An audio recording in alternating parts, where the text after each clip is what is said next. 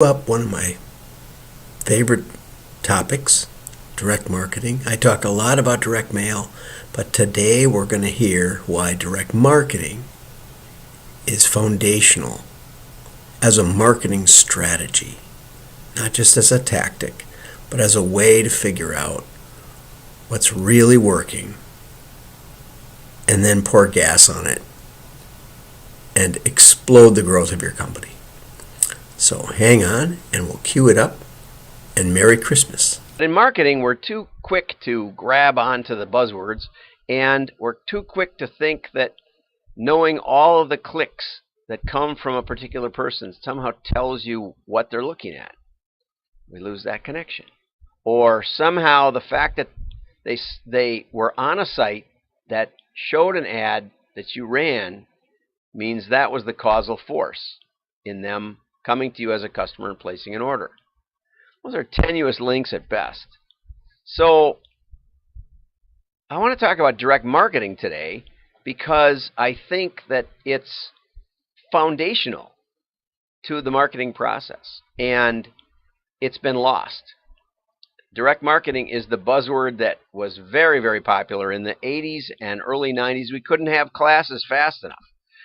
And as an ad agency guy, we won 5 out of 5 pitches while I was there because the presidents and the CEOs and the CFOs especially loved the idea of accountable advertising. But today I think we've lost track of that, and it was never really implemented in the agency. No one wanted it. The creative director wanted to win ads. The ad manager wanted to win wanted to win awards and award-winning ads, and it just didn't ever happen. It never happened with any kind of consistent methodology. So let's dig in and see what we know about what we know, right? How do we know anything in marketing? That's the question.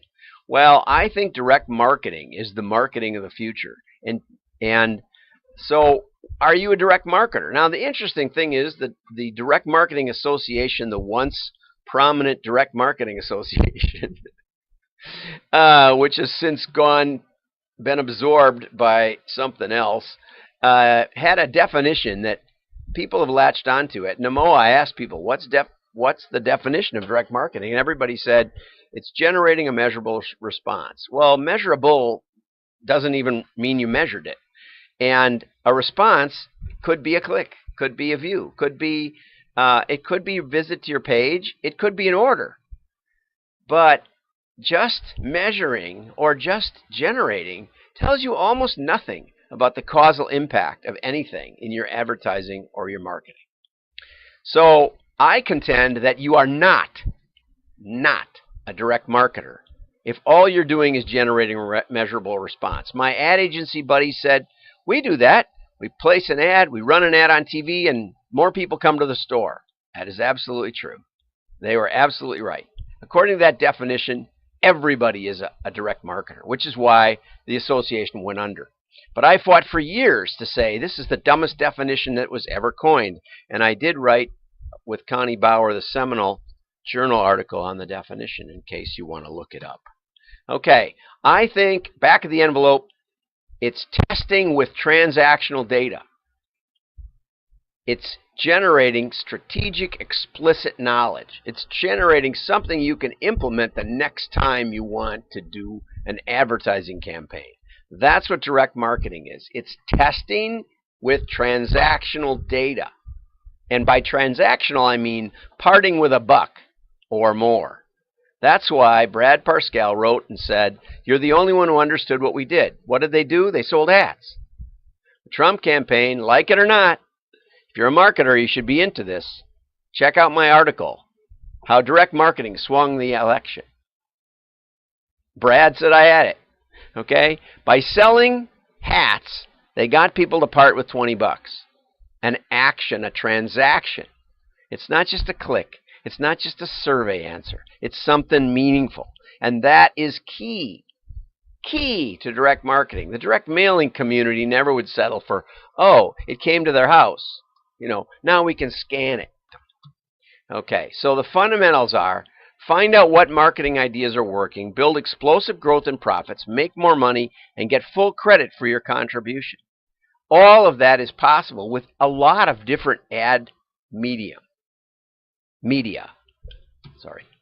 Okay, the key definition, it tells you which half is wasted. It can tell you how much of a difference was made by changing something. So unless you know why, unless you know the causal force, unless you isolate the causal variables, I'm talking about field valid experimentation. You can do that. You don't have it. Direct marketing is about testing. Testing isolates the cause and takes charge of the data. Testing with transactions drives strategy. You know it's going to make money. Every CEO wants to know, if I put $1 in and I can get $1.20 out, how many dollars should I put in? Unlimited. As many as I can get my hands on. Direct marketing is the key to turning data into money, and it's lost. We're collecting data and we don't have anything to know what we're doing with it. It's not the data. It's the experiment that makes it work. So why don't people test? Well, they try things. Let's try this. Let's try that. It's much easier than test. Testing is difficult. If you followed the coronavirus tests of pharmaceuticals, there's so many are so flawed you can't even believe it. They're either insignificant numbers, or they leave out major components, or they only test a certain non-representative sample. And, some things you just do. If a doctor's treated 300, 600 patients and they've seen 95% success, let's start with that. That's the observation, okay? But they didn't, because they didn't want it to win. So the scientific method requires integrity in observation. We then form a hypothesis and have a control. We have experimentation, see the difference between the control and the test. And then we generate an explanation, and then we go around again. Change something again. This is the way it works. Observation, offer, test, data. So, one of my clients, we'll call them a significant retailer, not a major retailer, but they're publicly traded, so they're pretty big.